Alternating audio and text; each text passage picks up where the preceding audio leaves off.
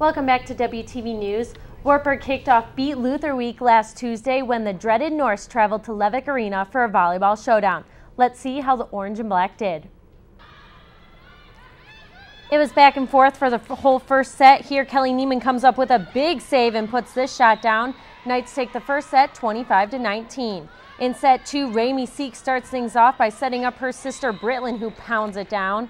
Next up, Neiman gets another kill right down the middle. Orange and black take the second set 25-17.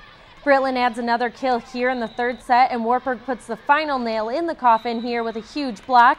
Knights win the third and final set 25-20. With that win, the Knights continue their dominance and sit at 21-4 overall, and they remain undefeated in the conference. Now the women's soccer team was in action on Tuesday night when the Beavers from Buena Vista rolled into town. Let's roll those highlights. The Knights started off Think Pink night with a Kaylee Benning score to put the good guys on the board early 1-0. Benning then takes this corner kick from Brinkley Workman, and she is successful getting her second goal of the half. The women were up 2-0 at halftime. Wartburg came out with the same fight in the second half when the other workman on the team, Chalet, heads the ball past the keeper, putting the orange and black up 3-0. Monica Nodi loses the shutout here when BV's Sam Richards nails this kick that barely gets past Nodi. The Knights would hold on though and win 3-1. The Knights dominated on offense in this one as they outshot BV 31-5. Now with that victory, the women improved to 10-4-1 overall. Like their women counterparts, the men's soccer team was also in action against the Beavers on Tuesday night, so let's see how they fared.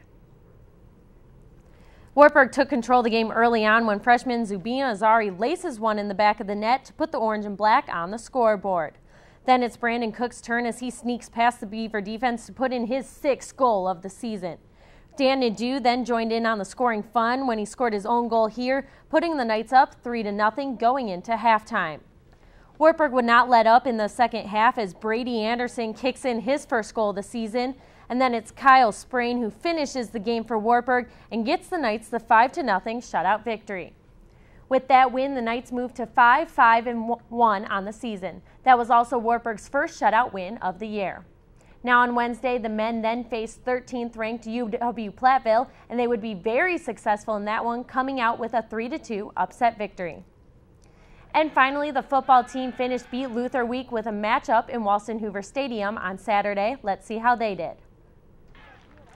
We start here in the second quarter with Luther leading 10-3 and Logan Schrader connecting with Logan Ruffridge down the sideline, giving the Knights perfect position.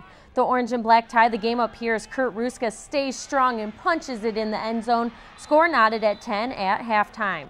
In the second half, the Knights kicked up their running game. Here, Brandon Domeyer moves the ball down the field and finally gets it in. Knights take the 17-10 lead.